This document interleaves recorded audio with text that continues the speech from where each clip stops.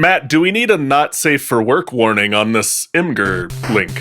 We're entering our flop era. Shit's bleak out here. All right. 18 plus, who wants to get milked? It's kind of quality we have here. Debate this. I need the edge. I need what the raw, unfiltered internet can bring you. This is probably only going to be the third or fourth dumbest thing I've said today. That's for nobody. Just out there raw dogging the internet. Way more hog than I expected. It's about as much hog as I anticipated. This is going to be one of those episodes, isn't it? Here comes the cow. Here comes the cow. All right, let's get this over with so we can play Magic. Hello and welcome to Debate This, the show where no one is right, but someone is definitely wrong.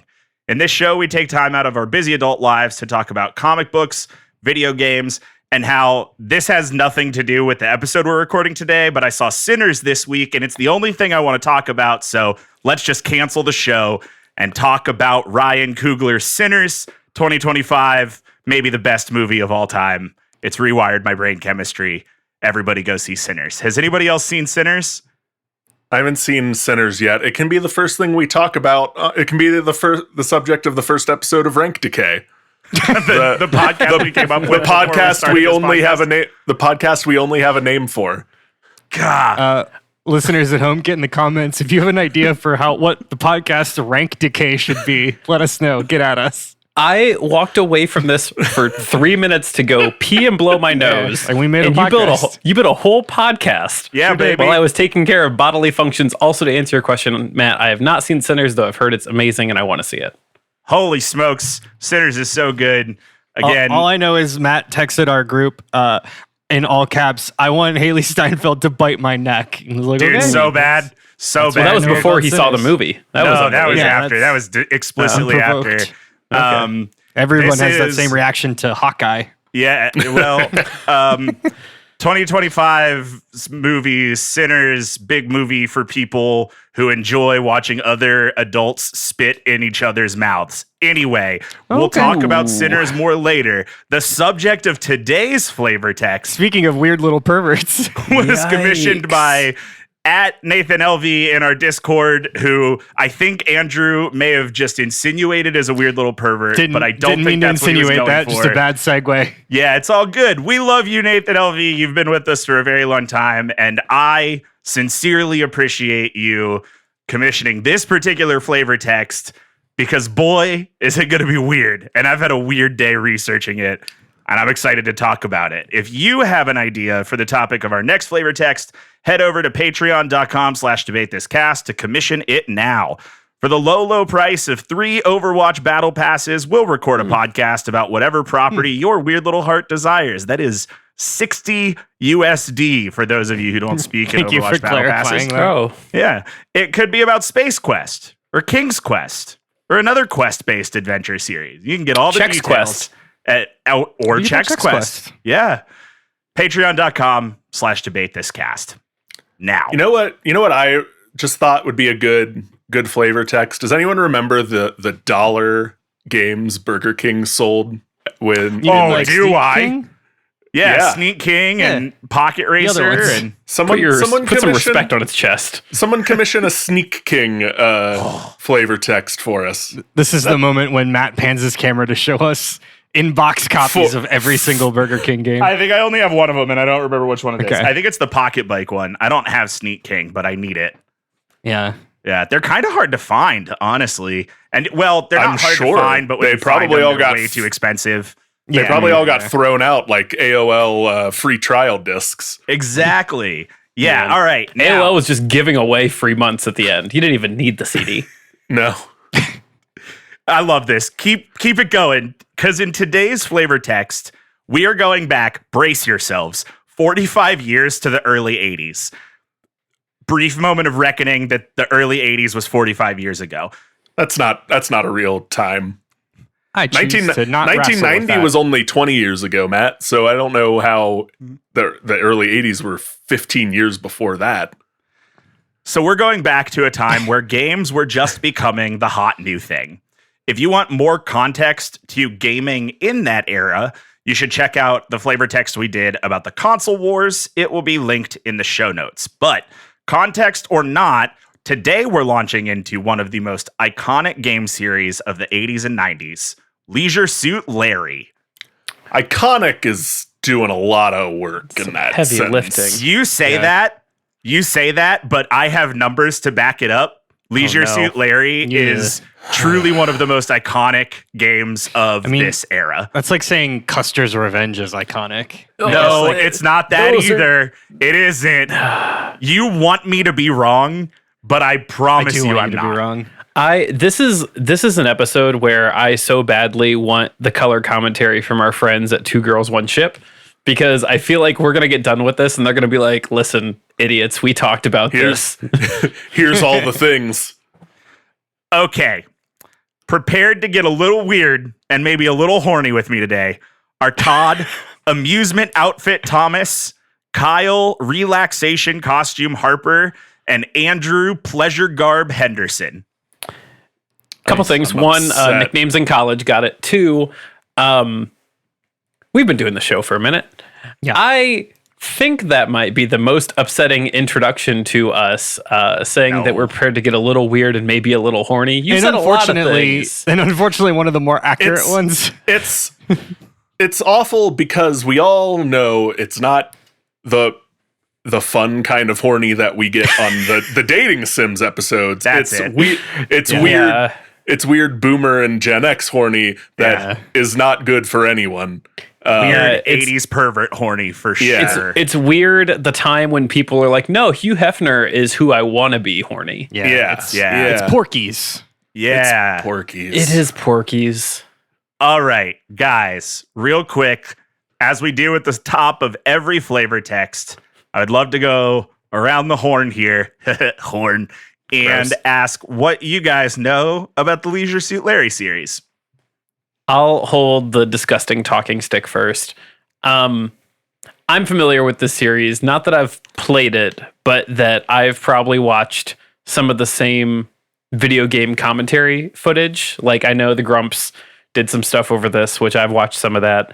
I'm pretty sure this is going to be a timestamp. Angry Video Game Nerd. I'm pretty sure he Definitely did feels something like for this. AVGN, yeah. And I do remember when the 3D one came out that it was like all over like footage of look how horny this weird little man is. Yeah. I wasn't aware there was more than one of this. Oh, game. Kyle. I know there's a Perfect. lot. And Kyle. that's bad.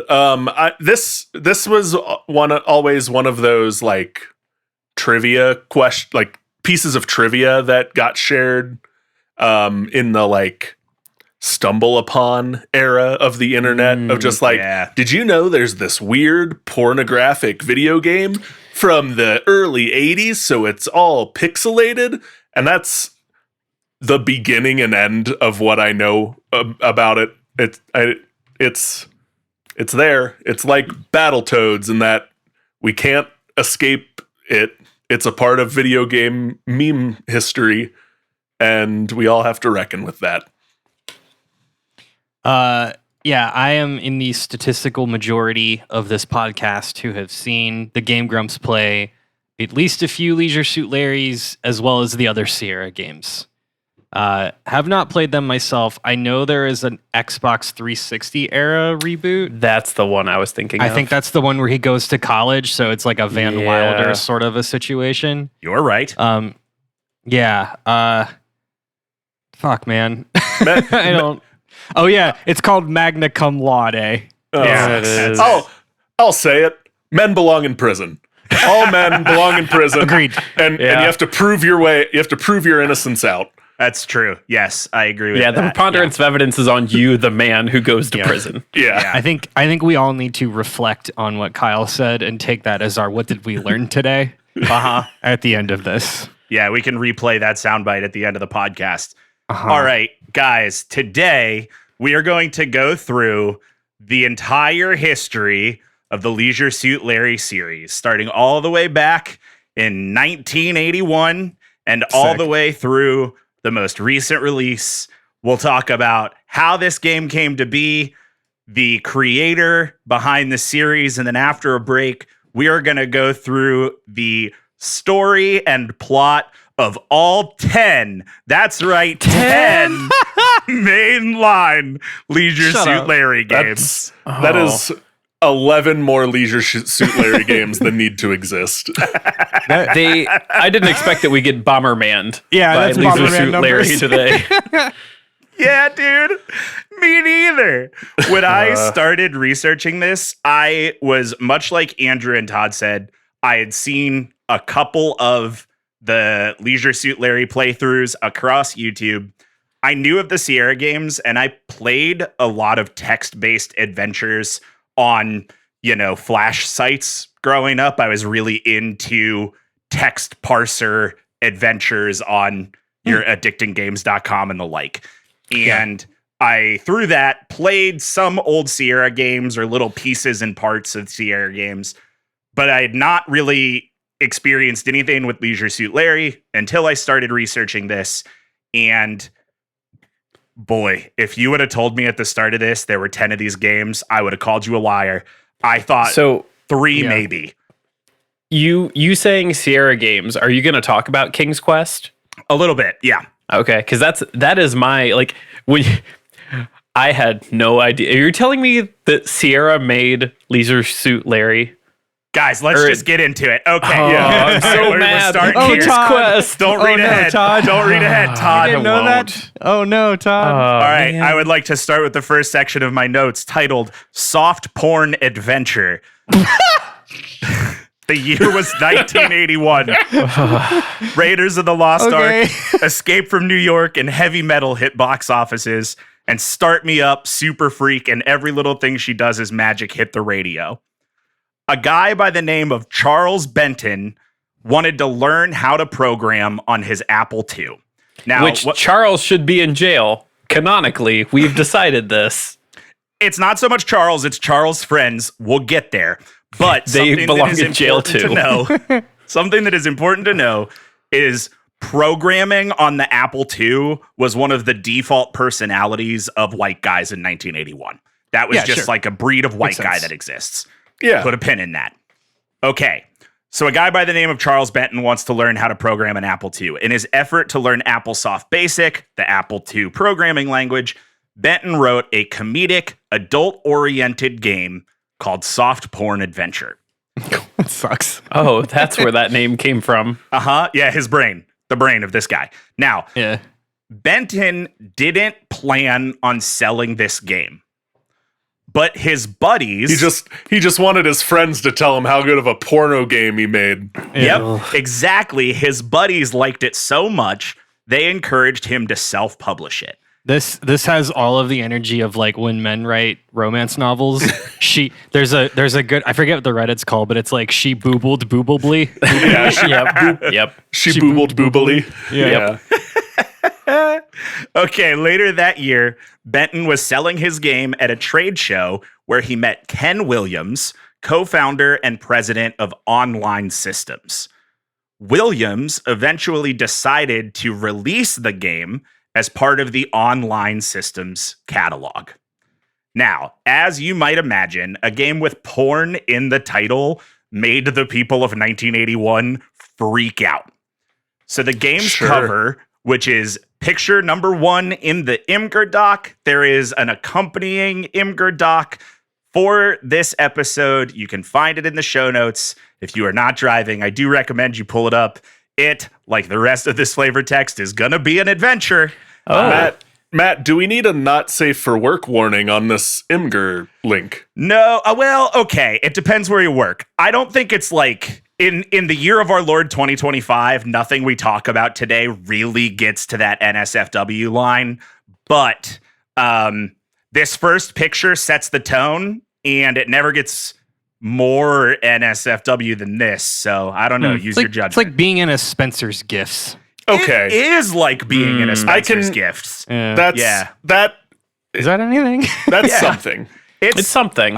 That gives me a good idea at least of what we're in for. I also want to diagnose this first picture real quick because it's a little MC Eschery. Because you've got 3 women boobing boobily in a hot tub, and you've got a man who looks like a waiter.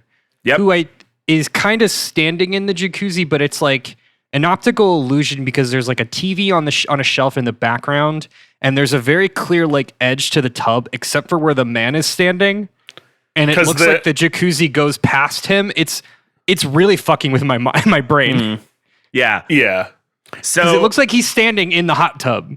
But I think he just is standing in the hot tub. He just has black on, and the rim of the hot tub is also black. Yeah. But there's so I interpreted it as he is standing on the ground that the hot tub like is behind it. Yeah. No, this man is in the hot tub. He is, I can confirm, in the hot tub. Let's talk about the models in this picture. We have going through the women from left to right. Yeah, we do. This is important. Okay. First, you have Diane Siegel. She is a production manager of online systems. Next, you have Susan Davis, bookkeeper of online systems, and wife of Bob Davis, who was the creator of Ulysses and the Golden Fleece, another very popular text-based adventure at the time.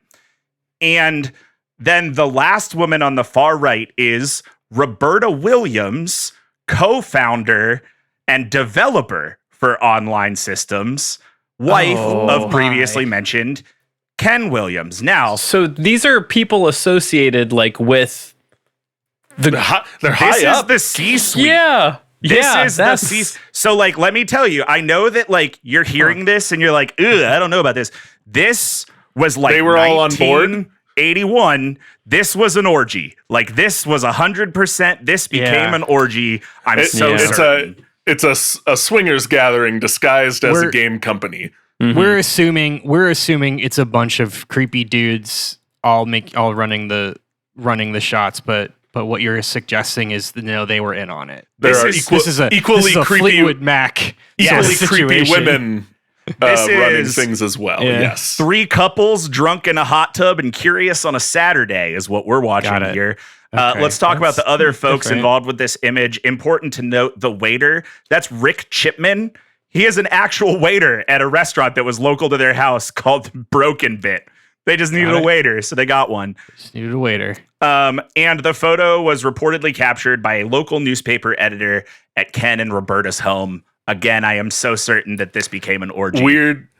Weird way to out Rick Chapman, actual waiter, and newspaper editor Ken as swingers. Yeah, get at him. 45 years after the fact. newspaper editor's name isn't in here. Ken is the co-founder and president of this gaming company.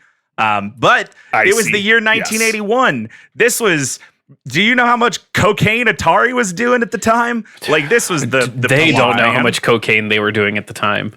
Okay, so the erotic content of the game led to tons of hate mail from the local community, as well as readers of a magazine called Soft Talk that is not in any way sexual or pornographic. It is about software. It is about software for the Apple II. But Soft Talk magazine published the ad in 1981.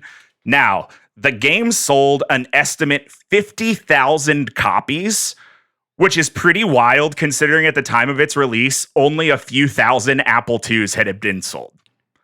Well, I was going to say, I'm guessing that this wasn't just on a store shelf either.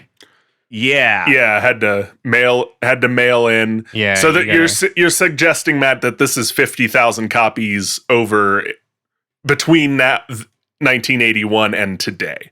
It did not sell 50,000 copies when this magazine hit shelves. The second thing you said, and not the first thing.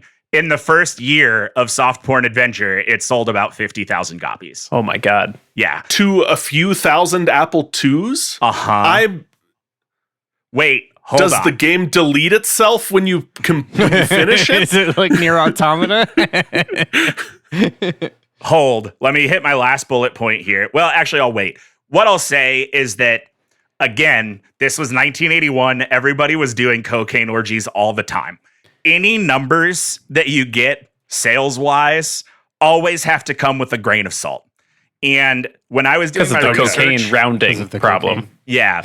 When I was doing my research, It said 50,000 copies, and it didn't specify over what time period was measured, but it was like within initial release.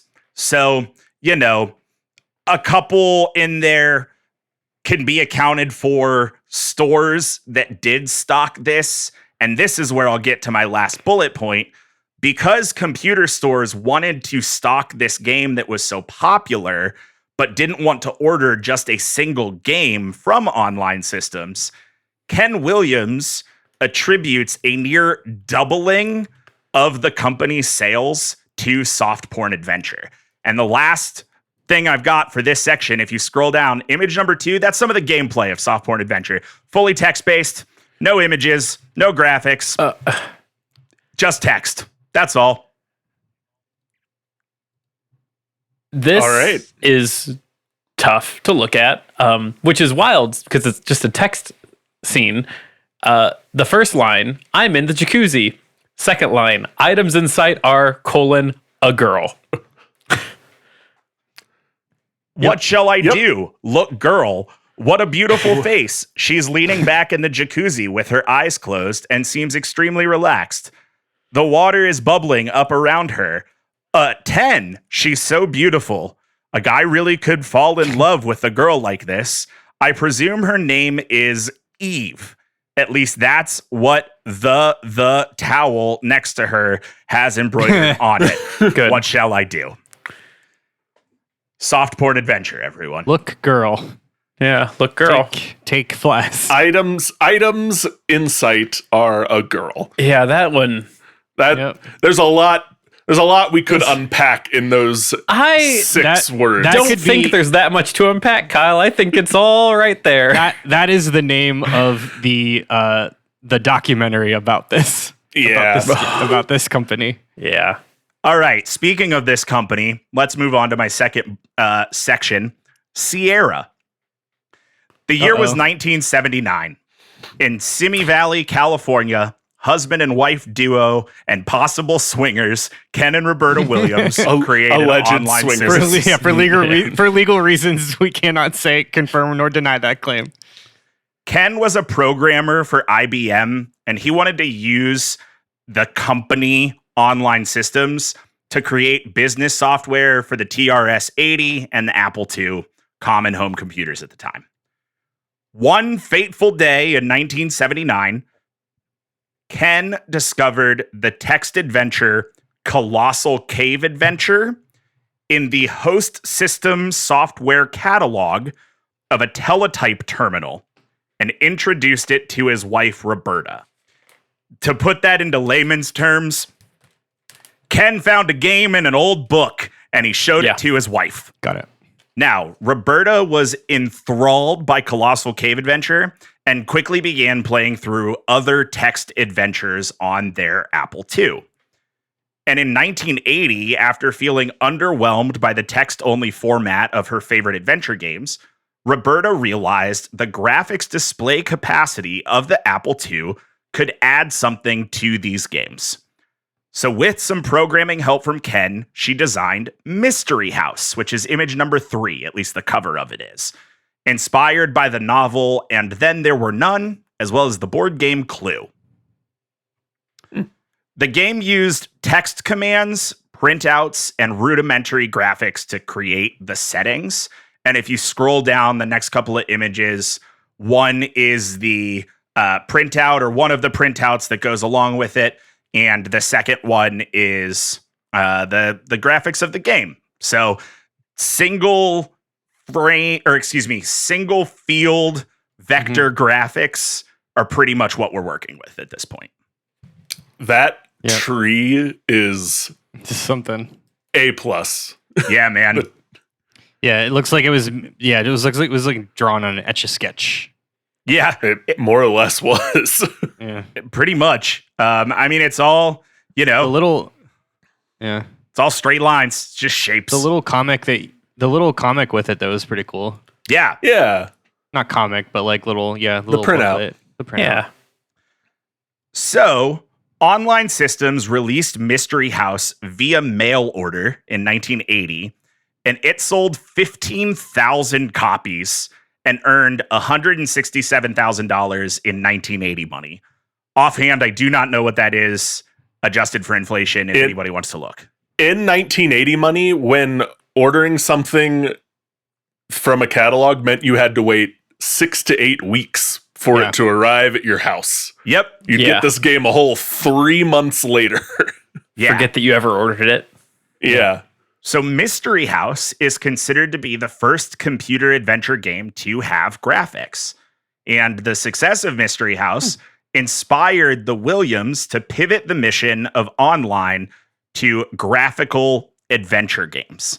This also really solidifies Roberta Williams as one of the mothers of video game development and graphical advancement in video games, which I think is really cool. Mystery House became the first in what became known as the high-res adventure series, which is basically just a, episodic series of text adventures. In high resolution. You get it. As we can see from picture 5. Yeah. Through 1981, online systems found continued success thanks in part to soft porn adventure, as mentioned above. And in 1982, online systems rebranded to Sierra Online and moved to Oakhurst, California. The hyphen is doing a lot of work, and I love that.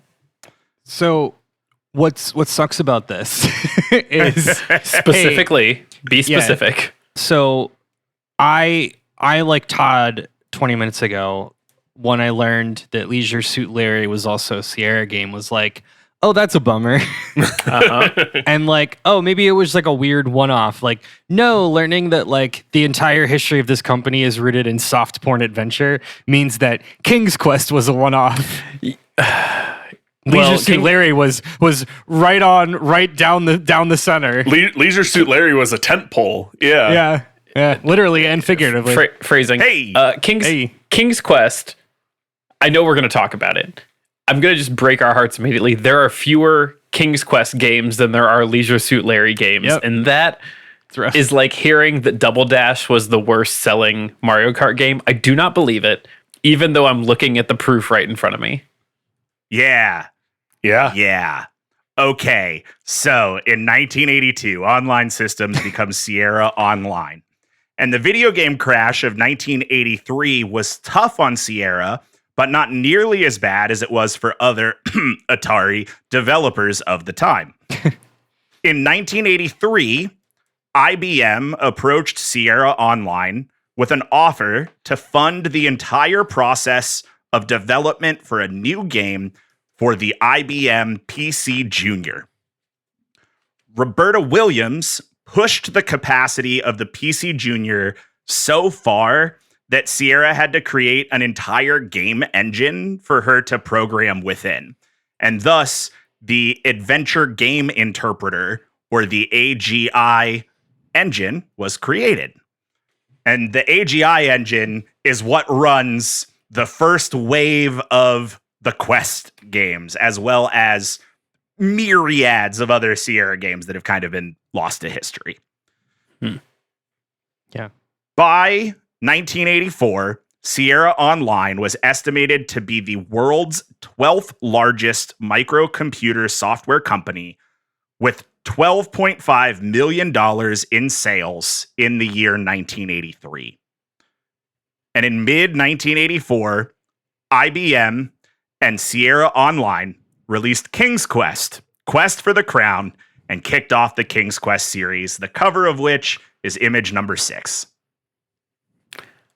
I loved King's Quest. King's Quest was, I think, the first... Sorry, this is a King's Quest moment with Todd. King's Quest, specifically King's Quest 5 and 6 were the two that I played. Absence Makes the Heart Go Yonder, and Hair Today, Gone Tomorrow. Some fucking Bubsy ass titles. Those are some Bubsy ass names. Well, they were King's Quest was Myst for idiots. Like Myst was really tough. Like, right around this time as well. Impossible to play if you're a child. King's Quest at least had like a bunch of fetch quests. It was like logic fetch quests. You had to find the thing for the person, find the thing to destroy the thing, find the thing to stop the thing. And man, I loved this game. I might see if it's on Steam. I bet the whole package of games is $3. Yeah, probably. Did anybody ever play Peasant's Quest on the Homestar Runner? Yeah, website? man. Absolutely, yeah.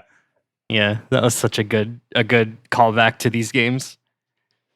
So in 1986, Sierra Online released Space Quest, the Saurian encounter, and kicked off the Space Quest series. And King's Quest and Space Quest were the first two flagship series created by Sierra Online. And then, in the year 1987, a guy named Al Lowe becomes relevant. Okay, into the next section titled Al Lowe. The year was 1981. Go back in time with me again. And a public school music teacher named Al Lowe got sick. During his sick leave, Lowe taught himself how to program for the Apple II. Again, programming on Apple II was one of the default personalities for white men in 1981. He created 3 games. White men in 1981 in California. I don't know that that's a very particular type of person demographic. Yeah, I don't know that it's geographic. I think that any city had their computer guys, but like if you were a computer guy in the relevant 80s, to upper middle class white guys with means. Yeah. Anyway, he created 3 games for the Apple II in 1982. Dragon's Keep, Bop a Bet, and Troll's Tale, the cover of which is picture number 8. Todd, Bop a Bet. That beloved franchise. It's what comes after the alphabet. It seems like Al used the business side, Sunnyside Soft, for his software business, but I can't back that up. It's not really important. In 1983, when everything was terrible for people making console video games, companies were spending money on PC video games. Our friends at Sierra Online purchased all 3 of Al's games and brought him in as a contract. And there's an asterisk there because Al Lowe has a lot to say about the way he was employed by Sierra. So read that on your own time. But brought him in as a contract programmer and game developer. It's so interesting that they pivoted, like the industry pivoted hard toward computer video games outside of like home consoles. Like that was such a distinction to make. Like, oh well, like home consoles are dead, but video games, those kind of video games are dead. But like PC games computer games, that's where it's at. Like, well, I think that's such an interesting distinction to make. I would guess that because 83, we're talking the console crash. The Atari but crash. I'm sure PC sales were just skyrocketing, and I'm sure the distinction was people don't want something that costs the price of a PC but only does games. But if they have the PC already, they'll play games. Like the conversation is now. And what's also relevant is that the reason PC games were becoming so popular is that home PCs were getting really, really cheap. For the first time, computing was accessible at home, which is why programming on an Apple II was a default personality for a lot of people throughout the time because Apple II was really cheap and everybody could afford one. And clearly the cost wasn't insane, since one man could create 3 games in a year for the Apple II. Exactly. So, Al Lowe worked for Sierra Online for 16 years and programmed games like Winnie the Pooh and the 100-Acre Wood, Donald Duck's Playground, The Black Cauldron, King's Quest 3, Police Quest 1, Torrance Passage, and one that I threw in the Imgur doc, Freddy Farkas, Frontier Pharmacist. This one has layers. Yeah, man. I don't know anything about this game other than that it exists, but I just really like the name. It's such a just such a story in this image. Like there's a Yeah. lot going on. It's a Well- man, it's a cowboy man with just like tight denim jeans. He's squatting, his butt is like is front and center, and there's just a scared sheep in the foreground. Well, and I like, yes, everything you described, and Yeah. the name is as assumed, like pharmacist spelled like a medicinal pharmacist. That doesn't line up with what I'm looking at. No, what is it implying? That he he shoots sheep with a gun and that's Like, medicine? What is this? Had pharmacist been like FARM, I would have been like, oh, Yeah. that maybe can connect Yeah. to the scared sheep. Matt, is it a sex thing? You have to I tell have us. no idea. I literally know Like, nothing I about this game. almost don't think there could have been a less relevant image to go with this title. I know. There's got to be a lot of context we're missing for Yeah. sure. I sure hope. So, besides developing a bunch of games, Lowe was also a composer for Sierra, created the music for a ton of their games.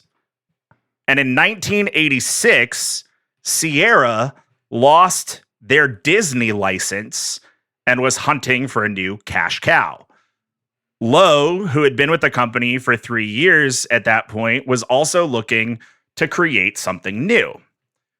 Lowe wanted to create a game that was funny and entertaining. He wanted to blend humor with interactive storytelling, and he suggested to Sierra Online head Ken Williams that they utilize a game they already owned the rights to. Lowe suggested they use their adventure game interpreter engine to reimagine the text-based adventure Soft Porn Adventure as a new graphical adventure game. Yeah, this man, he was horny for bad graphics porn. He's a visionary. I have more information on Freddy Farkas. It's because he is an ex-gunslinger who then set up shop as a pharmacist in the Old West. But All can't. right. But And- the gunslinging still manages to find him like Arnold Schwarzenegger in Commando. One last job. Said one last job is voiced by Louis Arquette, aka David Arquette's father, is one of the voice actors in Freddy Farkas. Good. Incredible. That's I am good. amazed that any voice acting was possible in games at this time. Again, Matt set it up. It's cocaine money, man. Yeah, man. Cocaine Yeah. money. Yeah. All right. So, Go ahead, Matt. Sorry. oh, you're good. Look, that Freddy Farkas image is really something. Yeah. Anyway, Lowe took the structure of Soft Porn Adventure, but rewrote the narrative to poke fun at the game's protagonist that he named Larry. Apparently, only one original script line was kept in the game, but I couldn't find what that line was. That's just what Al Lowe says in interviews. While reviewing Soft Porn Adventure, Lowe remarked that it felt dated, like, quote, a 70s leisure suit. And that led to the titular name and, quite frankly, the vibe of Leisure Suit Larry. Okay, that's pretty cool. That's Yeah. funny. Yeah. That's a neat origin. Chuck Benton, the creator of Soft Porn Adventure, was not involved with the development of Leisure Suit Larry, but he was given credit in the first game, which I think is cool. So, in 1987, Sierra Online released Leisure Suit Larry in the Land of the Lounge Lizards, the cover of which is image number 10 in the Imgur doc, and kicked Sure off is. what would become the most successful Sierra Online game series in company history. That sucks, but that title is objectively really good. Yeah. Mm-hmm. Yeah, there are some really wild titles coming at you in a couple of minutes. I'm hold sure. on to your butts. Sure. Okay. Also, this cover art is also really good. Yeah. I like it a lot. I kind of love it. Yeah. I love how similar the graphic design of this is to the 90s kid show Zoom. Yeah. I Yes. just really like that. Kyle really hated that, but I really like it. I did not enjoy that. No. All right. So Leisure Suit Larry differentiated itself from other adult games of the era with its focus on comedy, over explicit content. It was marketed as a more lighthearted adult game and hid its most risque moments behind Easter eggs. Adult games in 1987 were very much a capital T thing. Titles include Mac Playmate, Cobra Mission, Strip Poker, Leather Goddesses of Phobos, which is image number 11, and Sex Vixens from Space, which is image number 12. I feel like those got less subtle as you went. Yeah. I know. There's a reason why he included those two images. Matt, could you dive in on what looks like scratch and sniff on the cover of Leather Goddesses of Phobos, please? I also would like to just paint a picture to the audience that the cover of this game says scratch and sniff. So put a pin in that. I will address it. I promise. Great. Do you have to? We don't have to. I do. It's not for a couple of minutes. Scratch and sniff technology was brand new at the time, Todd. It was the hot new thing. It's true. You had to put it in your game. So I use this next abbreviation a lot, and for people who are listening to this as just audio, I see it spelled I just out. wanted to put it out there. Leisure Suit Larry and the Land of the Lot Lizards is a really long title to type every time, but LSLITLOTLL isn't much better. Lisbon model. Anyway, that game became infamous not only for its general content and vibe, but also for raising the concerns of rampant software piracy. According to Sierra Online, at one point, sales of hint books for the game surpassed the sales of the actual game itself. I bet the hint books have pictures of them. Probably, yeah. Pirated versions of the games also carried a ton of viruses, leading to a breach where banks in Switzerland, Germany, and England experienced significant data losses after employees tried to play pirated copies of Leisure Suit Larry. Never on your work computer. Yeah, never on the work people computer. didn't learn that. People didn't know that back then. This is just 30 years earlier, the version of people clicking bad links and Somali Bitcoin pirates ransoming your software just 30 years earlier. Yeah. Speaking of that, Speaking of that? Not of that. Now I've never played a Sierra game, but obviously I've watched gameplay, and I know the whole like having something in the booklet, like an answer to a puzzle that was in the instruction books, was like very much a thing. Do you remember that, Todd? Like, was that in the games that you played? It was super a thing. And one of the King's Quest books, and I forget which one, that there were two parts where you needed the book to play it. One of them was you were wandering through the desert, and the map of the desert was in the book. So, yeah, imagine doing like Geno's Woods or any of the like Legend of Zelda, like Cake Rico Forest, Lost Woods kind of thing, where you don't know where you're going and there's no direction whatsoever. That is what King's Quest did to you if you didn't open up the manual and check the map. Right. And there was another one where a puzzle you were trying to decipher had the code in the book. Like the runes on the wall each matched a letter. And unless you looked in the book, you just didn't know. Effectively bricks the game. Yeah, absolutely. Sorry, I'm texting Maddie to turn on the air because it's 1,000,000 degrees in my office, and I can't be sweaty for Leisure Suit Larry. I just can't. Todd, you'll be pleased to know, well, the King's Quest is free on Steam? That can't be right. This doesn't look like a 1980s game. I do know that I did play years ago a free version that was like, go to playkingsquestfree.com, and it opened up in a window. Yeah. So it does exist. This is it. The King's Quest collection is on sale for $9.99 through the week. Yeah, man, I'm going to download that as soon as we get off of here, and it's going to be trash. Yeah. All right, let's get back to what we're doing here today. Leisure Suit Larry and the Land of the Lot Lizards was recognized as one of the best-selling games of 1988, surpassing 250,000 units in its first year. The next two Leisure Suit Larry games outsold their predecessors in their initial 90 days of release.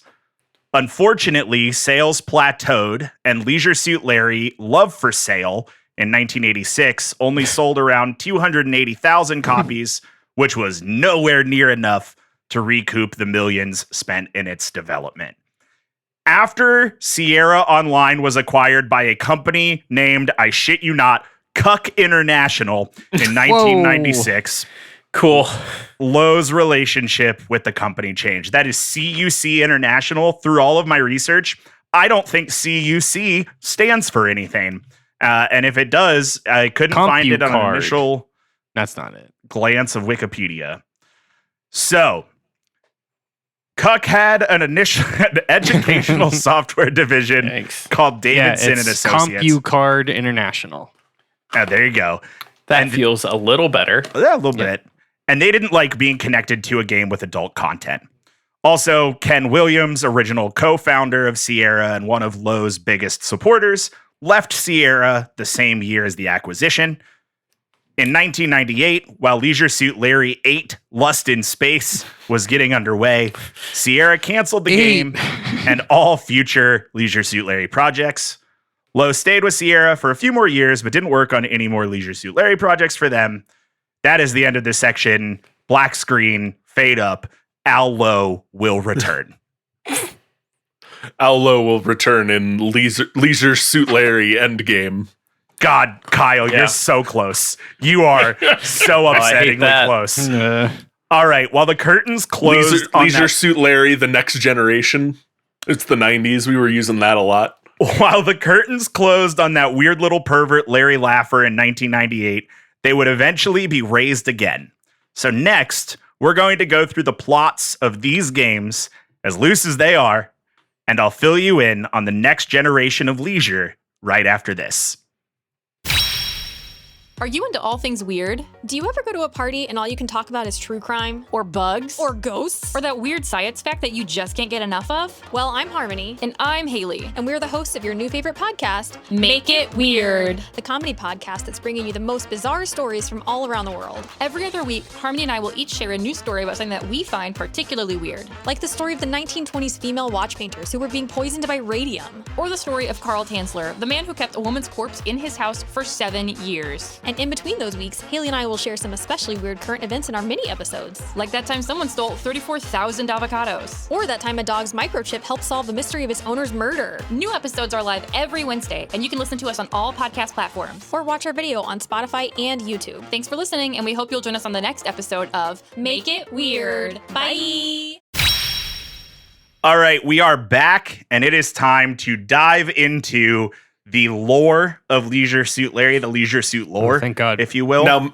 Now, Matt, this might be putting you on the spot a little bit. Hit me, But Kyle. before we get into the individual plots, can the plot of these games be summed up in the similar way that we could sum up every Final Fantasy plot as killing God with the power of friendship? Can you do like a one word or a one sentence covers the plot of all of these games? Yes, but not quite as accurately as Final Fantasy, because in one sentence I can tell you the plot of every game is Larry tries to get laid. That's it. Sure. That's the whole plot. Sure. But how we get there is drastically different every single time. Okay.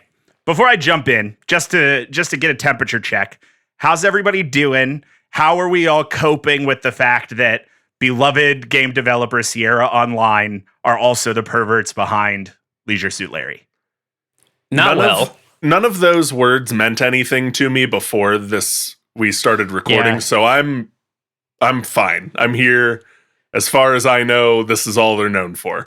Yeah, I don't have a personal stake in this, but I feel for Todd. No, it hurts me a lot. Hurts me a lot, and I feel like it's not going to get better. It isn't. Nope.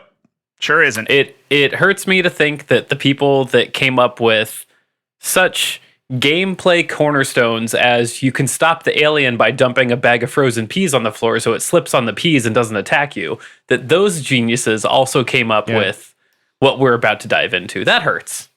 I mean, I guess it's not incredibly far off from learning that Rare, the people that made Banjo-Kazooie, to stuff a bunch of very subtle British adult humor jokes. A lot of British innuendo is in those games. Is what you're saying. And then Conker's Bad Fur Day was them just taking off the mask. Yeah. So I mean, it's thank you, Gen X. Thank you, Gen X. Okay. So, my next section, entitled Original Leisure Suit Larrys. Leisure Suit Larrys 1 through 7 are the first 6 games in the Leisure Suit Larry series, all released by Sierra between 1987 and 1996. Leisure Suit Larry in the Land of the Lounge Lizards. Game number 1 came out in 1987. We've already seen the image. It was image number 10. It was released for the Apple II and ported to Amiga, Atari ST, Apple IIgs, the Mac, and Tandy Color Computer 3. It was remade in 1991 for MS-DOS, Mac, and Amiga with Sierra's new engine, the Creative Interpreter engine. There are a boatload of official releases of this game because, again, this was we lost Disney, how do we pay rent? Oh, Daddy Larry pays rent now. Yeah. So, Good. It established many of the hallmarks of the series, including Larry Laffer, his leisure suit, and his general campy attire, Larry's perpetual bad luck with women, Larry and the game's love of double entendres, and suggestive, but often explicitly not risque imagery. I think what I enjoy about this so far, so that point of bad luck with women, I think that is a known thing about Leisure Suit Larry. But what I do like about this and the shitty, late 80s graphics is this Larry does not look like the Larry we end up in the Xbox 360 one. Yeah. It's like they realized by the time the 360 rolled around, and I don't know, maybe we see it in graphics before that, is that Larry is a little schlub. He's a little piss boy. Loser. He's a loser. Yes. Yeah. Yes, I am so glad that you caught on to that. I'm going to go ahead and skip ahead a little bit. If everybody scrolls down, you can see the next image, which is labeled in honor of our recent Final Fantasy flavor text. This is image 10-2. Which is a screenshot of the Leisure Suit Larry in the Land of the Lot Lizards gameplay. This is the hooker's seedy bedroom. The bed's a mess. Ditto the hooker. Yeah. Okay. So there we go. Yeah. Yep. Not subtle. I got down a Google path, and the remake, the art is pretty great. Mm-hmm. Oh yeah, man. Especially for 91. Yeah. We're going to get there, but the change from Sierra's first engine to their second proprietary engine it's big. Yeah, okay. So, I've got a little plot summary for all these games. This is the only one I pulled directly from Wikipedia because I liked it so much and I thought it was funny.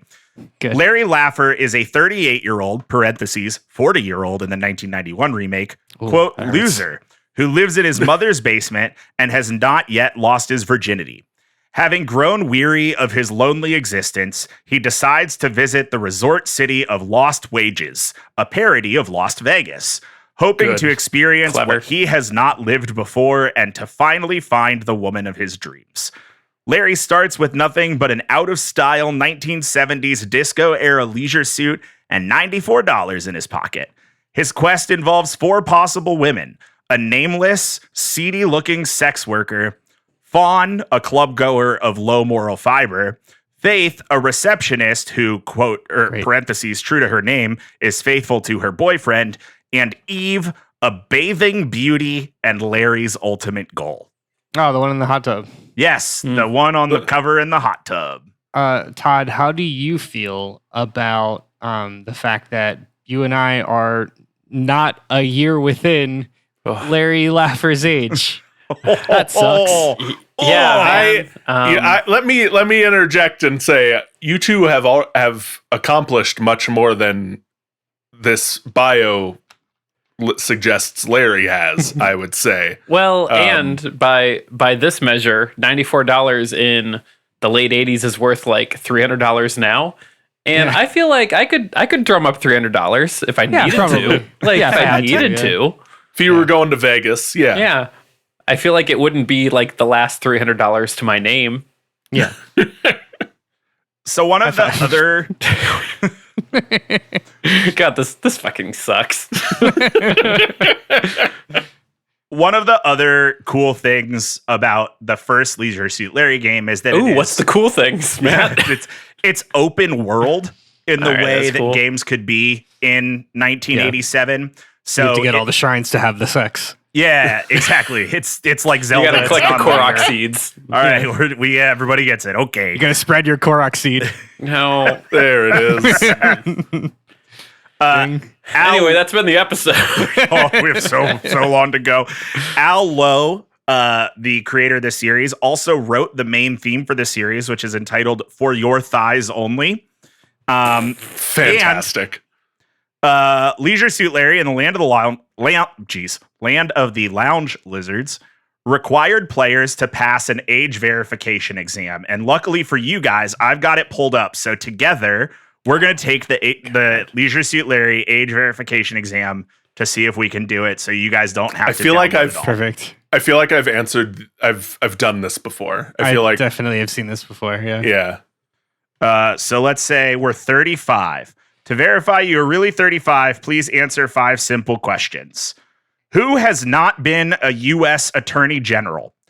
John Mitchell, Sam Shepard, Ramsey Clark, or Herbert Browner? Herbert Browner. Going to D, Herbert Browner.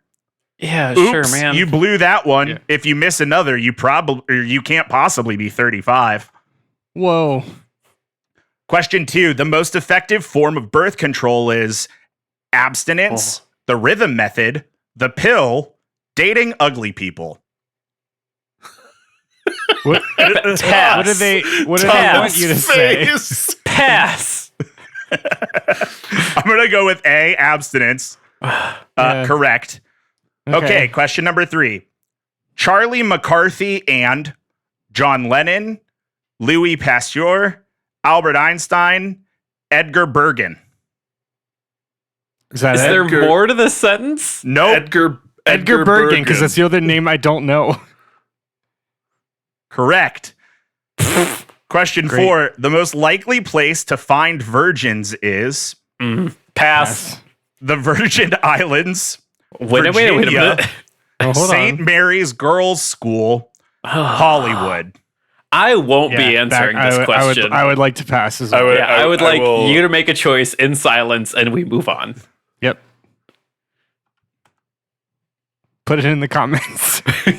I went with Virgin if everyone could go to Islands Matt's because it was specific first. social media and Nope. comment the answer. I went with Yeah, go Virgin Facebook Islands that. because it was first and I just pressed A. That was wrong. I don't was know what wrong. was right. It said, "You're a kid. Shame on I'm you going- for trying to deceive a It friendly wanted- game like this. Nope. It wants Please you to play nope, I again don't wanna when say you're it. older." I don't want to say it. I am wondering just move on. why'd we ever start this podcast? I think we can Typically, move on. If you press Alt X, you can skip the verification exam. Anyway, moving Got on it. to game number 2. 1988's Leisure Suit Larry goes looking for love in several wrong places. That is a good title. Such a long great title. The Well, there's parentheses, Kyle. Yeah, you don't say the parentheses. image 13 is the cover of Leisure Suit Larry goes looking for love in several wrong places. It's got a pelican with a bikini on a sign that says nude beach, and I think that's fun. Also, I'm pretty sure that this is The cover like, art to this game rules. I The love cover it. art to this game is almost Earthbound. I'm Yeah. pretty sure It's that this very is like Earthbound-like. layered felt photograph Yeah. top down, Yeah. and It's it's great. yeah, incredible. Better than it deserves to be. Let's be clear. I So, love how big Todd, Larry's this was- stupid head is. This was the tentpole franchise of this I don't company. like that we're saying tentpole a lot. This is Sierra's Legend of Zelda. Yeah, dude, this is Pokemon. Larry Laffer is Sierra's Mario, dude. Yeah, sure. Yeah, man. So yeah, go ahead. No, I was just, sorry. I was just gonna say, like, listeners, if you want an insight into like what makes Matt Cole tick, one of Matt Cole's favorite things is to make ridiculous acronyms. My Jesus, Matt! I just saw what Andrew's referring to. Would you like to try and give this one a spin? Yeah, man. Leisure Suit Larry goes looking for love in several wrong places. LSLGLFLISWP, which I believe would be pronounced. Yeah, Lazel glyph lisp. Lazel glyph liswip. Yeah, that's go with that. That's our IKEA end table, and it's very nice. Okay, so this game was developed for basically every platform that existed at the time on Sierra's creative interpreter engine, and it included 16 colors, and you could use a mouse or a joystick. Neat. Yeah. Unlike the first game, Lazel Glyph Liswip is a linear adventure game a la King's Quest 4 and beyond. Also, unlike the first game, the goal is not to flirt with women. In fact, Larry and the player are actively punished for flirting with women, often leading to a violent death and a game over. Now that's funny. That's good. I'm waiting for the other shoe. I am a little afraid of what the mission is. So the plot of this game picks up right after the first game. Good thing we were on a cliffhanger. Oh yeah, right. Larry is mowing the lawn of Eve, who is like the S ending of the first game. Matt, is that a euphemism? No, he's literally, you see him in the front yard with a lawnmower. And it seems like, they've settled down together. But then she like pulls back into the driveway and she's like, who are you? And he realizes that it was just a one night stand. So down and out of luck and dejected, Larry goes off and wins the lottery and then gets on a dating show, which is a theme that comes back, and wins a free vacation. This is eerily the same plot to Larry, Paul Blart Mall Cop 2. During his preparations for the cruise, a microfilm falls into his hands by mistake and attracts the attention of the KGB and mad scientist Dr. No Nookie.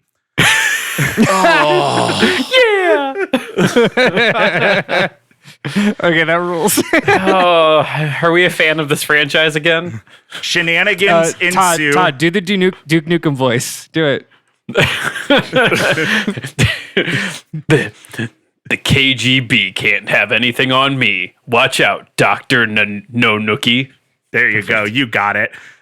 Shenanigans ensue.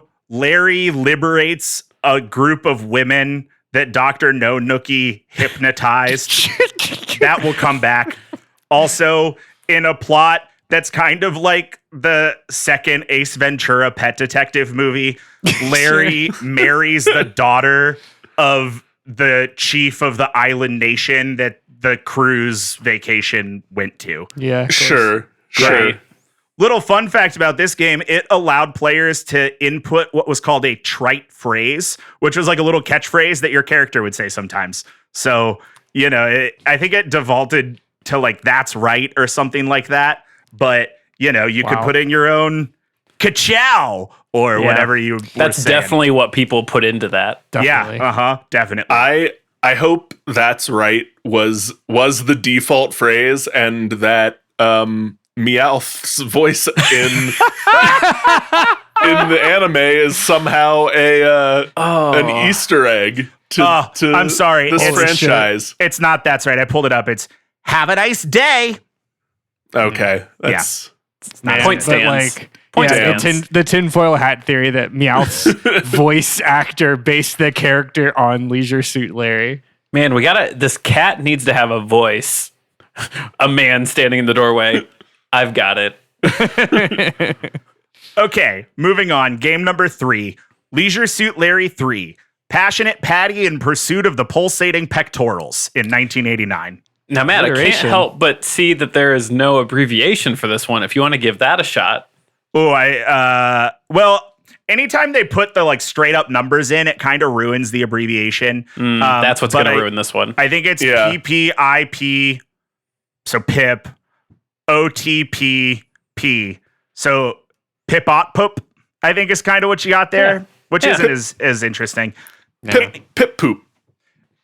It's image number 14. Nailed it. At least the cover of the game is. Another just incredible Man. 1989 game cover. Also, this game is in, quote, 3D. And an image of gameplay from this game is image number 15. Look, depth. Oh. Yeah, I you don't see her think walk that's towards you. real. What was that? Why is Okay, I see why they say it's 3D. Yeah. yeah? Yeah, no, I get it because Why there's is- like shading. Why is Larry buff in this one? He's very Phenomenal buff. question. Character model doesn't really change. It's not like he gets Oh, buff. okay. Yeah. It's Yeah, just the I don't cover think art. he's not like a total schlub yet. He is Anymore. a total schlub Yeah. the whole time. Okay. They Yeah, just that like, is always gotta the be bit. a- yeah, gotcha. Yeah, it's that's more of always a it. more of like a perspective of what he thinks. Yes, exactly. Gotcha. Yeah. I mean, again, art in the game really impressive. Yeah.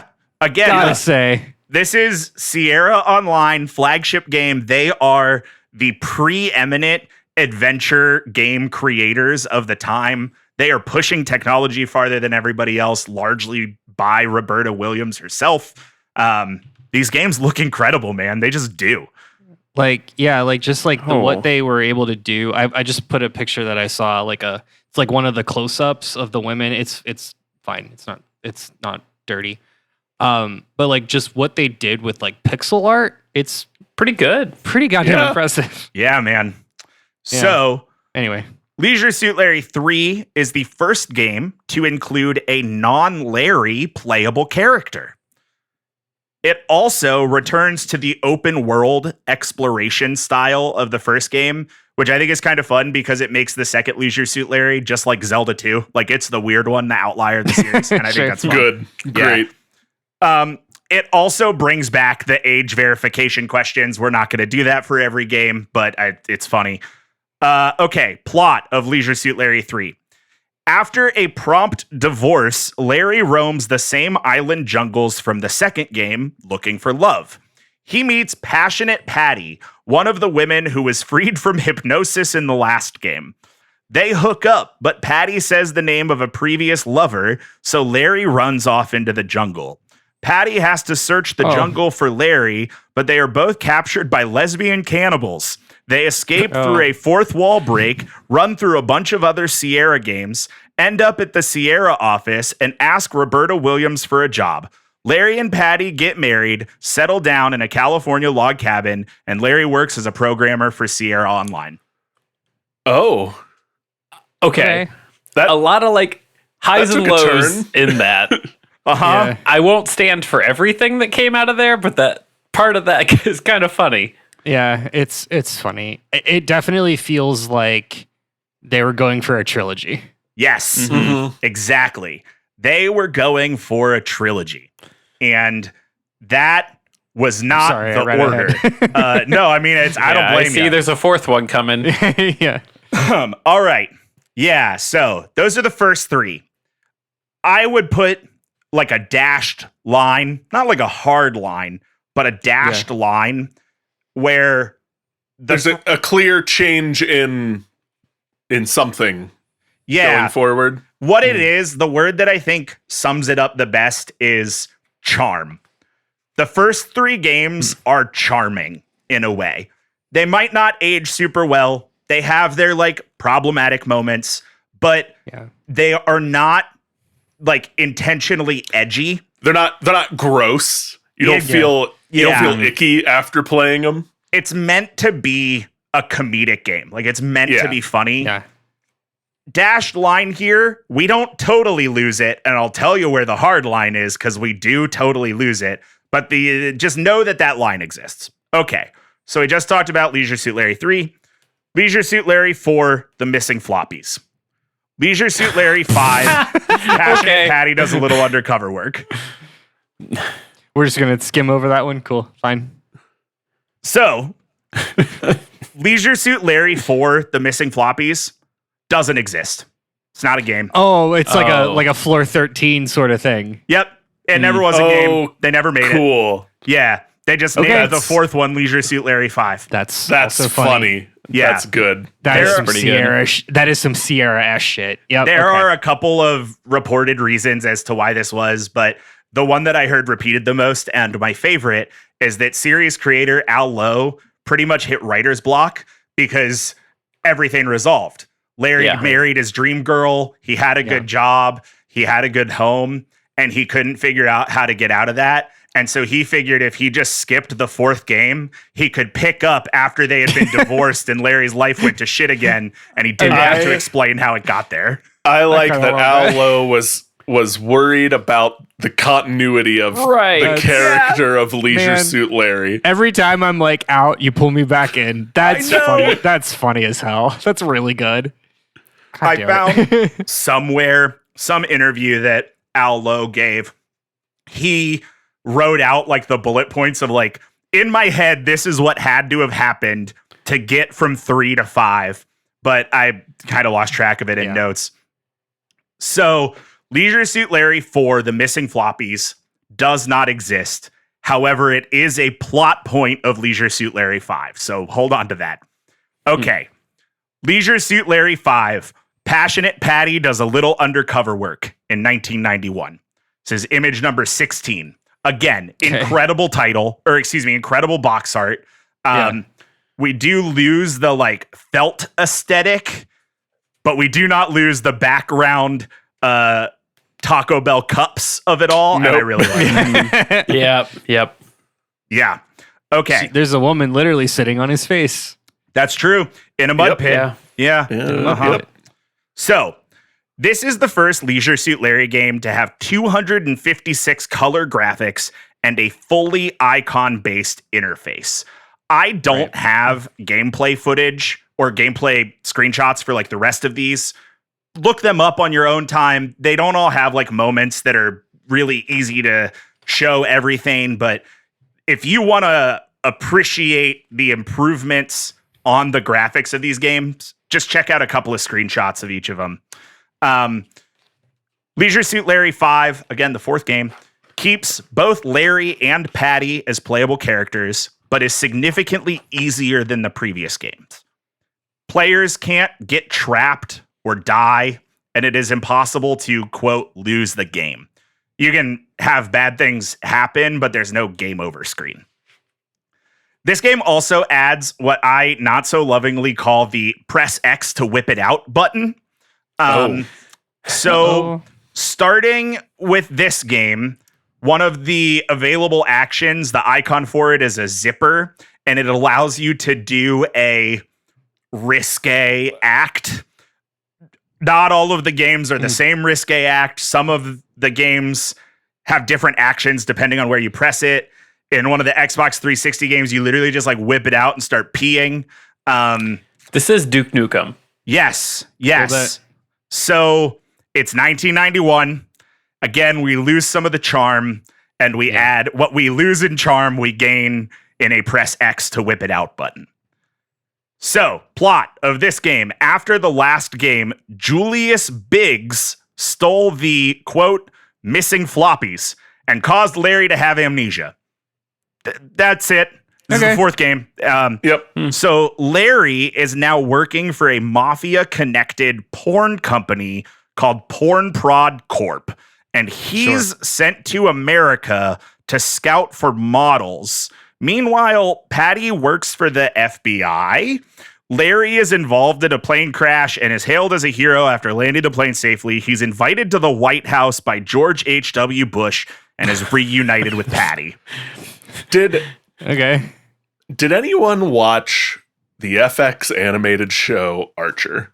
Yes. Yeah. A little bit. Absolutely. Where by the late seasons they ran into the same problem of like, we are out of ideas. We have no plot for our normal show Archer. So they started doing like this season it's going to be Archer, Miami Vice, and none of the continuity from the past seasons matters. It's the characters. What if the characters did Miami Vice? That's what this feels like to me. It's now we got nothing. We have no more real story to go. What if Larry was FBI? And I guess we're gonna do that for the next however many games. Yeah, we still have a lot of hats to put on them. Yeah, man. Yeah, lots of hats. So that is Leisure Suit Larry 5. The year that game came out, and also another addition to the reason that Leisure Suit Larry 4 didn't happen was because Ken Williams, co-founder and president of Sierra Online, wanted to turn Leisure Suit Larry into a always online multiplayer massive game in 1991 with the Sierra Network, something that we will talk about just a little bit later and is a whole flavor text on its own. But I'm sorry. Are you saying there is a universe in which we could have had a Leisure Suit Larry battle pass? yes, abso-fucking-lutely I am. You Andrew, say it that- like it couldn't still happen. Yeah, we could still live in Yeah, I that mean, world. that's- It might it might just come 30 years later than Yeah. it should have. So, again, we'll touch briefly on the Sierra Network later. The missing floppies was really just a concocted bit to drive the story of Leisure Suit Larry 5. We already talked about that. Moving on, Leisure Suit Larry 6, Shape Up or Slip Out in 1993, the year of my birth. That is Yep. the weakest name so far. Yeah. It's So, less inspired. Again, And the shame of charm this is- declines. Well, and the shame of this is the missing floppies is pretty funny. Yeah. And Yeah. the Agreed. peak almost feels like the thing where they're like, yeah, we got to move on. So, yeah. yeah. Nope, you're good. We can go ahead. So Leisure Suit Larry 6, Shape Up or Slip Out was the first game with voice acting. Larry, I bet it was really good in 1993. it is actually, it's like incredibly impressive. Jesus. But Larry was voiced by Jan Rabson, who voiced Tetsuo Shima in the first English dub of Akira. That's Jesus a Christ. sentence that I knew would mean something to Andrew. Okay. Sure, man. The narrator of the game, like the person who reads the text along, I was not able to find their name in my research today. I'm sure it's out there. The narrator voiceover is really incredible as well. But he didn't pop up as was also in Akira, which felt like a big deal. Yeah. Okay. Leisure Suit Larry 6 focuses more on conversations and puzzles than it does on overarching story. It's easier than the other games, but it does have some death scenes or end sequences. And it used typical Sierra icon controls, but it had the icons bar visible. Jeez Louise. It had the icon bar visible the whole time. It's just really weird. I don't really know why. But if you've seen Leisure Suit Larry 6, it's a very prominent part of the game screen. The HUD is always up. Yes, the HUD is always up and the HUD is intrusive. I think if I recall, and Todd, keep me honest, but that was this era of Sierra games. Like they were all like that, right? Am I remembering that right? Okay. Yeah, hang on, because King's Quest, the ones that I played were like early 90s and they had a HUD.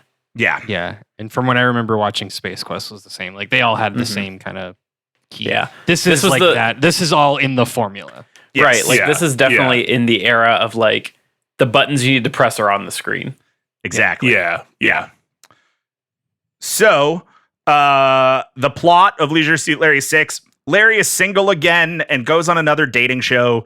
He loses and receives an all expenses paid trip to La Costa Lada, a health spa, because Okay, you still got me. because Larry isn't actually a paying customer, he's treated super rudely and he gets the worst room in the spa, which of course will make it hard for him to sleep with the women that he hopes to sleep with.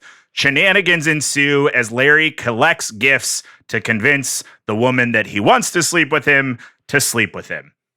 That's it.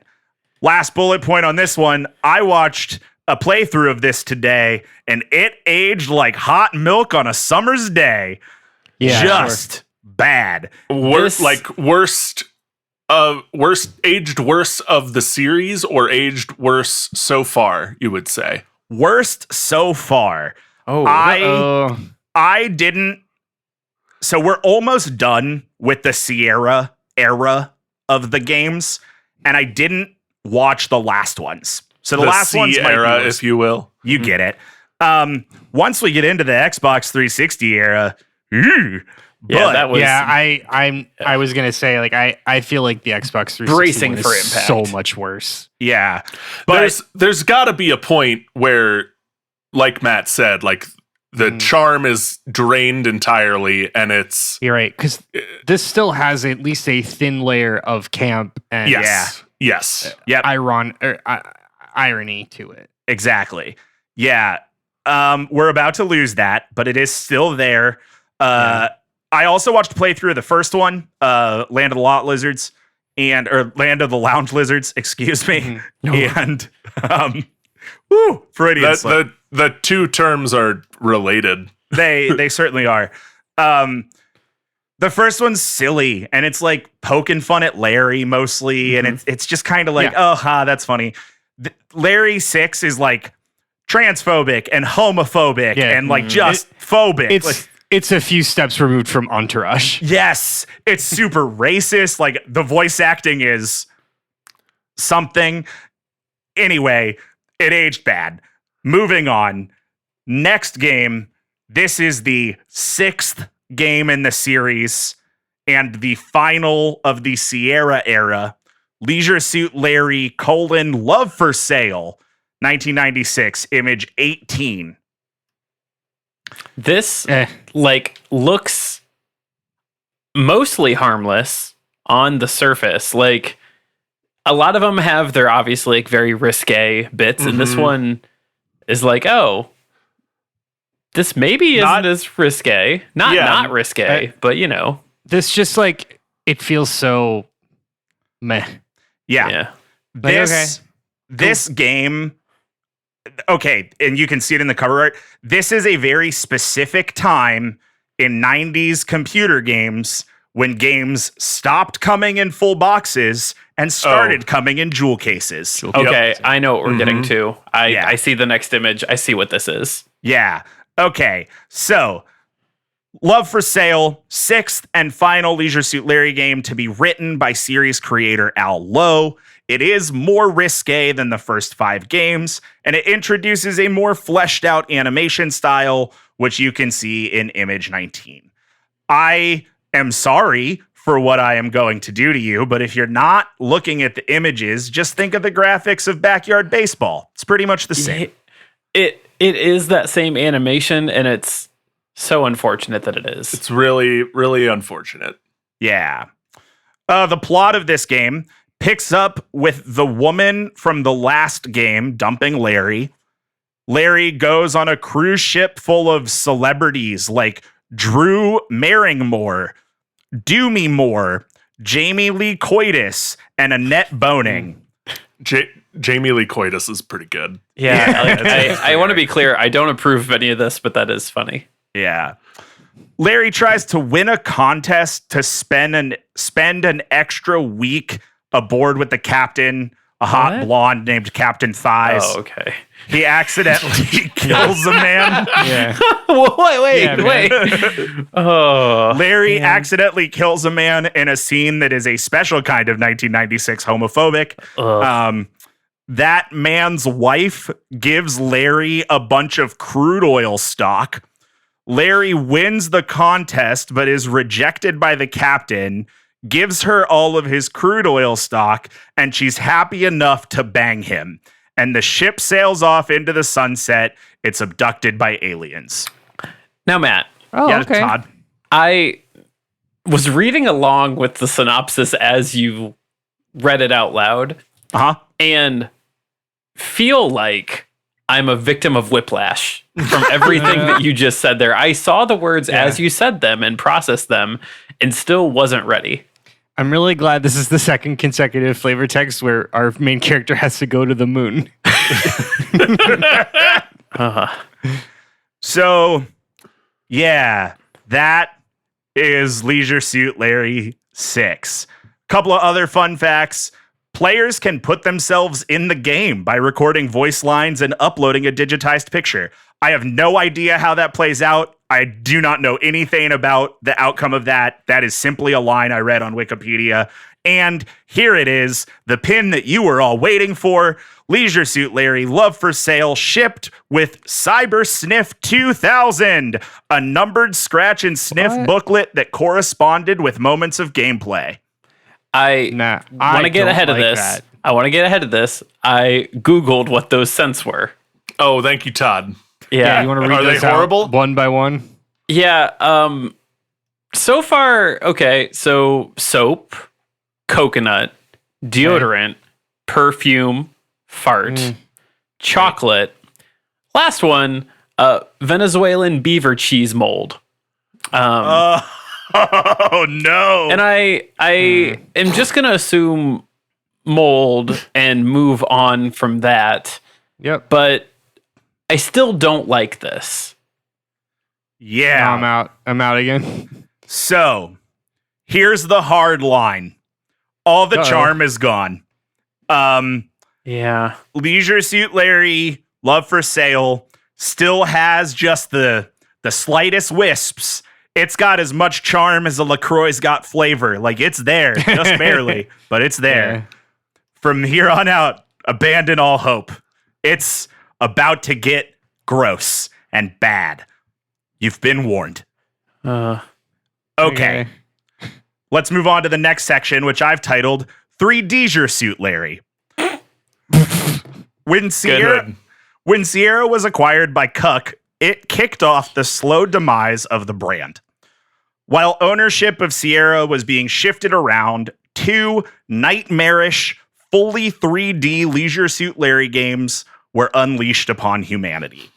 The first of which is Leisure Suit Larry Magna Cum Laude, 2004, image number 20. I hate this cover art. Yeah.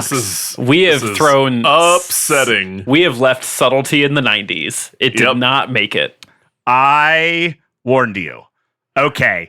Developed by Sierra and High Voltage Software, published by the, at the time, Sierra parent company, Vivendi Universal Games. There was 0 Al Lowe involvement. That's the original creator of this series, and he will tell you so. He is very adamant of which games he worked on and which games he claims 0 ownership of, and I do not blame him for that. Here's one thing that I really hate about this is the subtle change that they made to the character.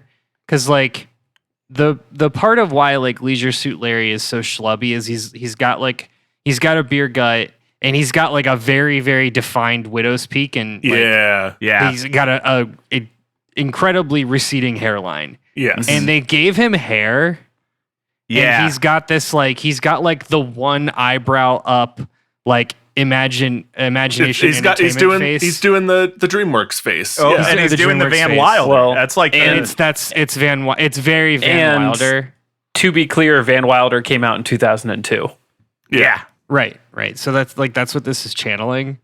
And the image that you shared, the screenshot of the game you shared, just makes me think of Mario Odyssey when Mario, a very cartoonish, dumpy looking character, is in like the city New Donk City with just like actual looking humans.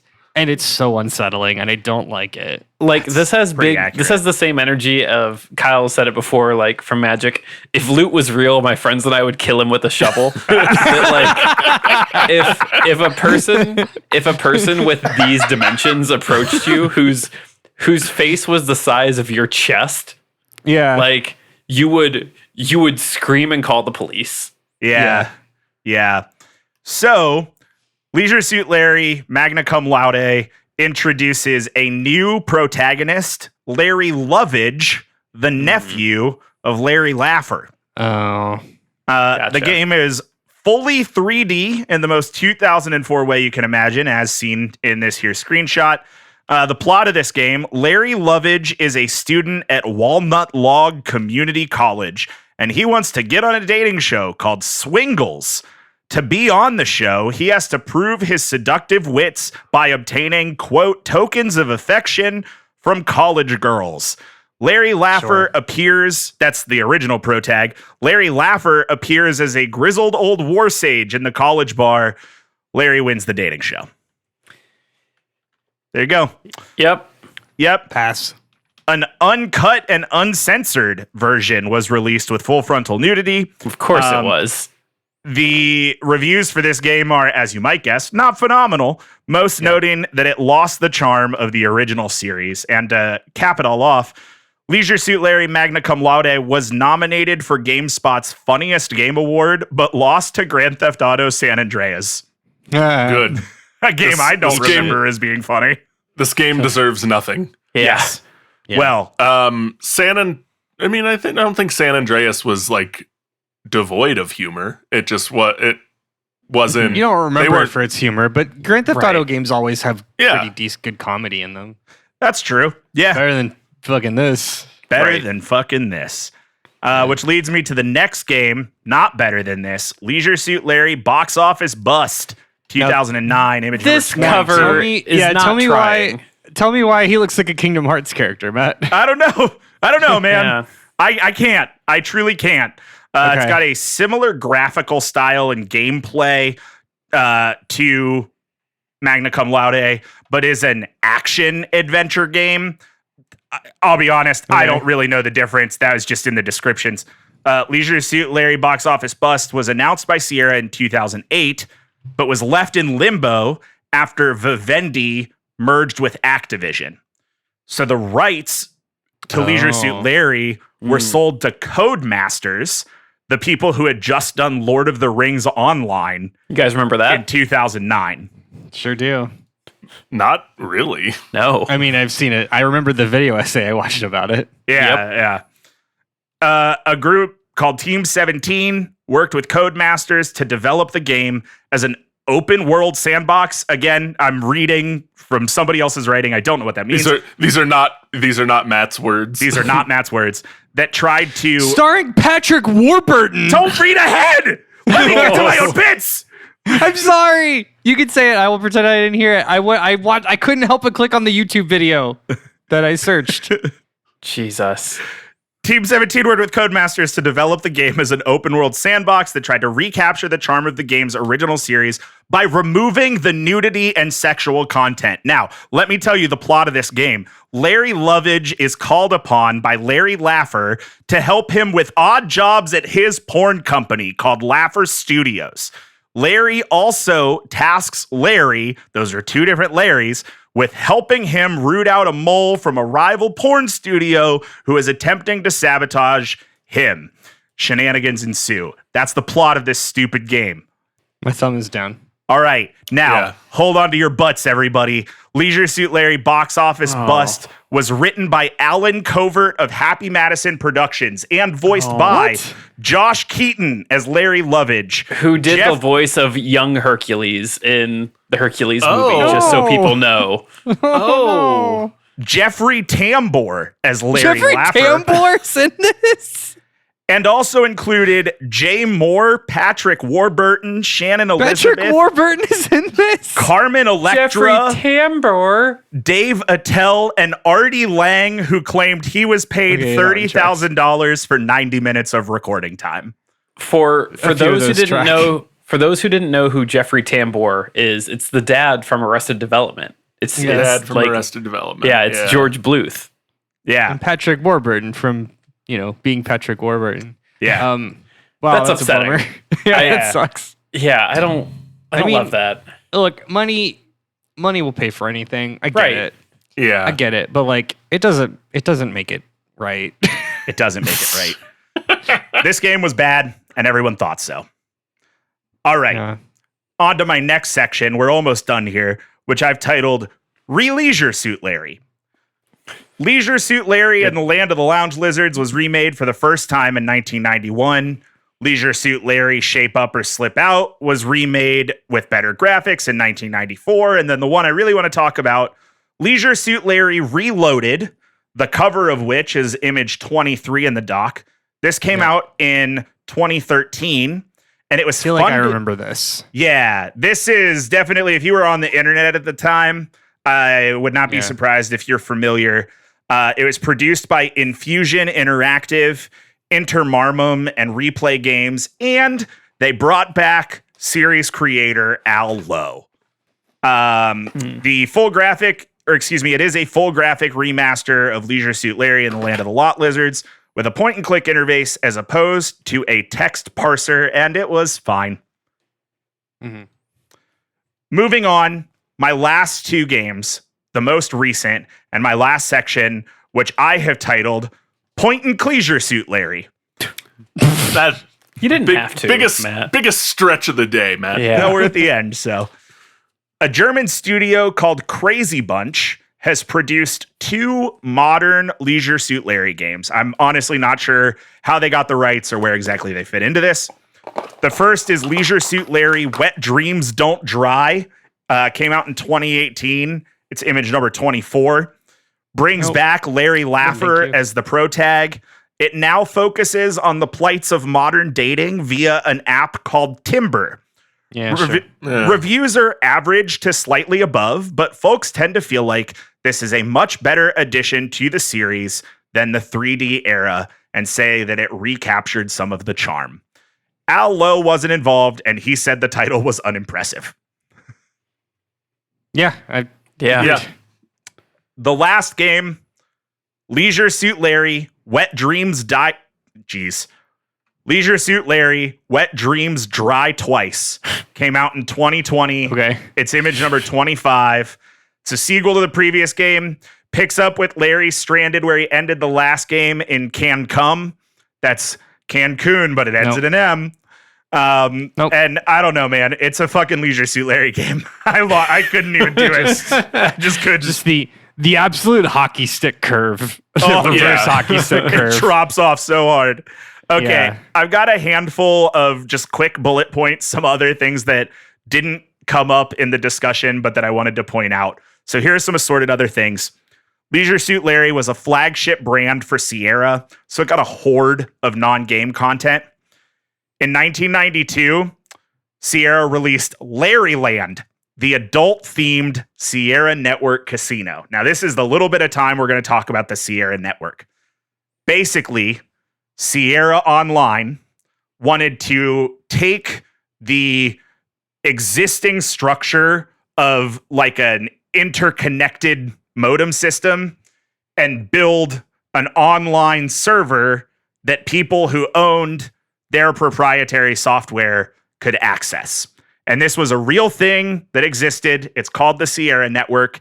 It's one of those, I can't believe that existed in 1990 kind of technology things. It is also era one internet, and it can be appreciated as such. So that was in 1992. Also in 1992, Sierra put out something called the Laffer Utilities, which was a spoof of Norton Utilities. That's a stretch. Just had some like random, like a Leisure Suit Larry desktop clock. Icons and things. stuff. Yeah. In 1996, Larry pops up, a Larry branded screensaver. In 1998, Leisure Suit Larry's Casino, a second iteration of online casino. 2005, you get Leisure Suit Larry's Sexy Pinball, a mobile game. Yeah, of course. Timeout. Honestly, a little surprised it took that long. Right? Yeah, I know. It's incredible.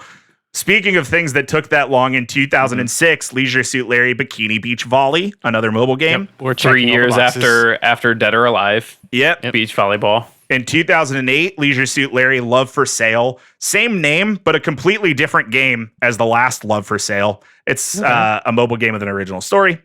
Also in 2008, you get Leisure Suit Larry Magna Cum Laude. Again, same name, different game. It's a mobile minigame collection.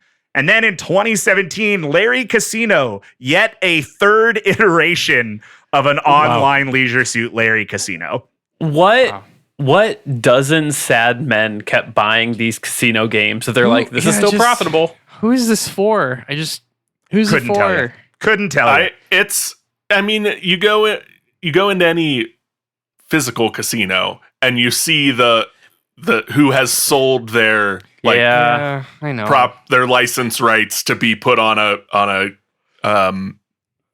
I can't even Slot think machine? of Slot machine. slot machine. Thank you. Yeah. It does this isn't that big of a stretch. Someone had an online casino. We need an IP to slap on it.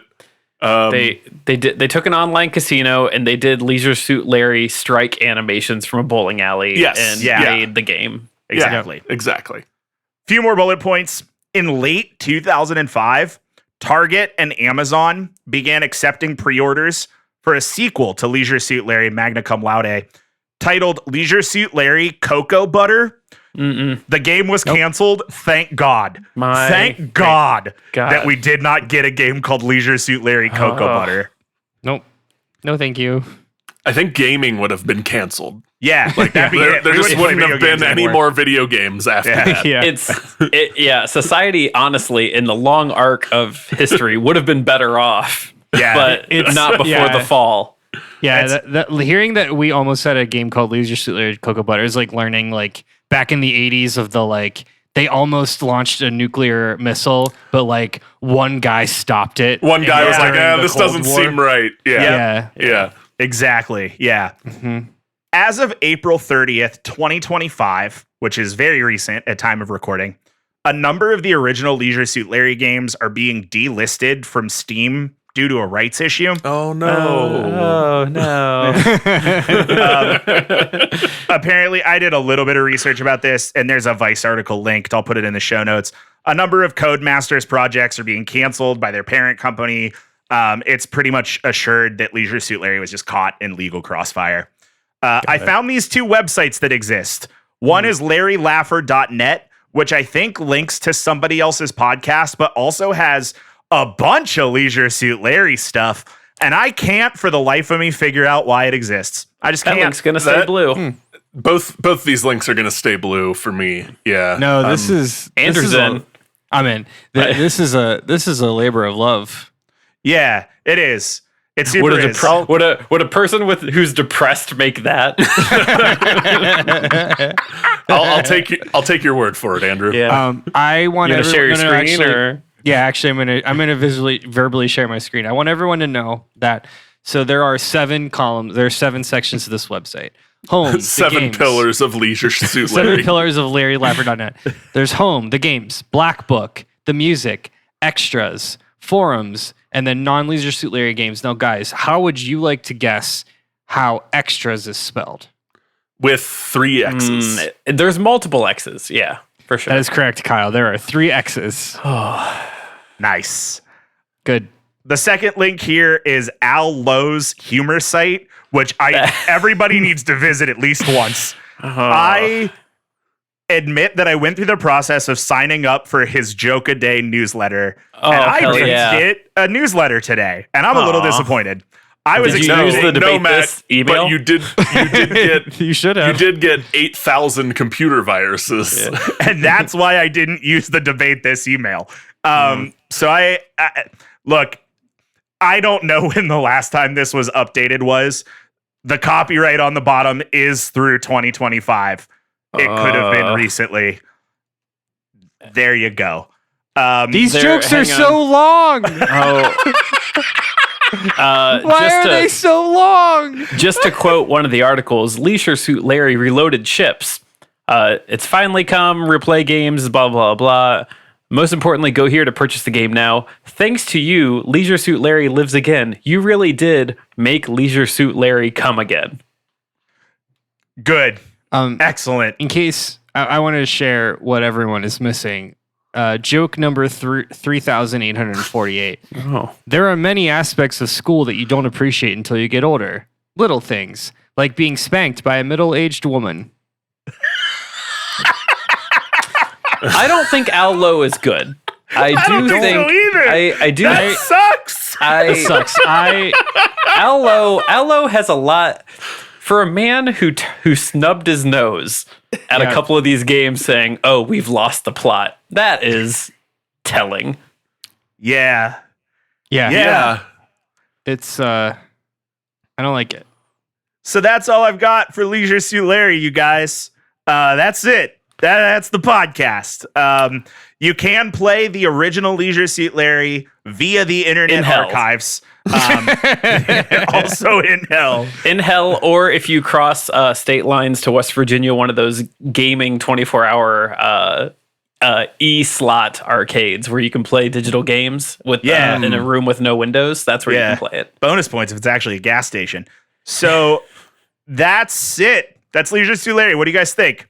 What do you think? Thank you, Matt, for doing this. I'm never playing any of these games, and I'd rather not think about it again. Does anyone know of any soap that will wash my soul?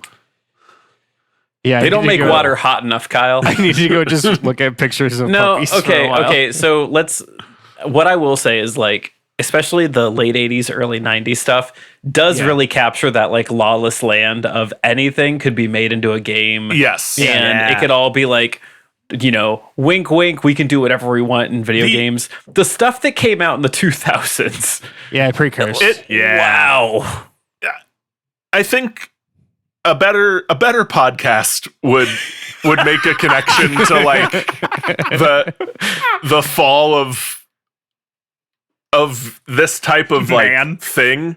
Yeah, like because clearly the first one is intended to be like a little bit like risque, but mostly funny and like making fun of itself and audience.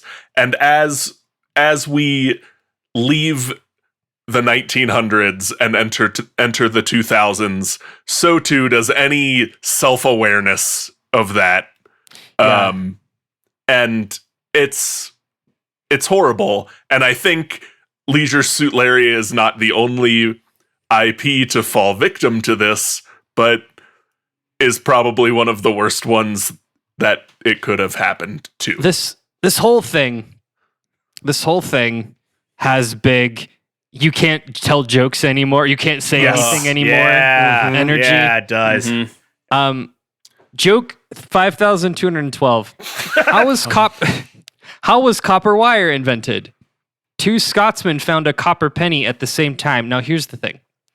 I'm not racist enough to get this joke. Yeah. This is level of racism that is above my pay grade. Yeah. It almost feels like there's any other race. Like they put Scotsman in to be like, okay, this can't possibly offend anyone. Yeah. It's like a Mad Lib of a joke. They were just picking things. They're like, copper wire, pennies. I need a nationality. I don't know the underlying stereotype that joke is playing on to be funny. I don't either. And I'm like, my family's like mostly Scottish. Okay. Listeners, get into Matt's specific get into the comments. social media to explain that joke to us. Yeah. Great. Perfect. That's it. Thanks. Thank you guys. Thank you, Nathan LV, for commissioning this. And thanks for listening to Debate This. You can follow along with the arguments on Instagram, YouTube, and Patreon at Debate This Cast. Jeez Louise, I messed it up. Instagram, YouTube, and Patreon at Debate This Cast, or on our website at debatethiscast.com. Now Andrew's going to talk about our live shows. We will be on the stage at 3:45 in the Social Club at Animate Columbus. You do need, if you are already going to the con, you don't need to do anything extra to see us. You do need at least a day pass to come see the show if that's of interest. Second show, we will be in Atlanta the following week on the week of June 20th. We still don't have a time for that one, so TBD. And then we will be at Techo, which is an anime convention in Pittsburgh, the weekend of July 18th. Specifically, we'll be on July 19th, Saturday, July 19th at 6 p.m.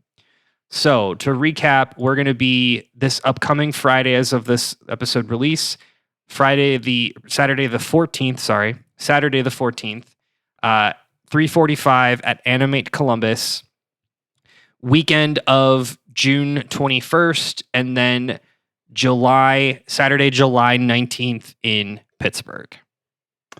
And I'm not sure that the name got across, but I think you nailed it. The one in Atlanta is the Southern Fried Gaming Expo. I don't know that we got the name out there.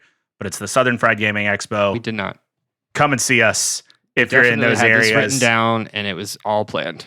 And if you want to support Debate This and can't make it to one of those live shows, or if you can and want to do this anyway, check out our Patreon at patreon.com/debatethiscast, where for the low price of $5 a month, you can get access to our monthly Patreon exclusive show, Deconstructed, and all the backlog episodes of our D&D show, The Office Drones. Until next time, I'm Matt Cole.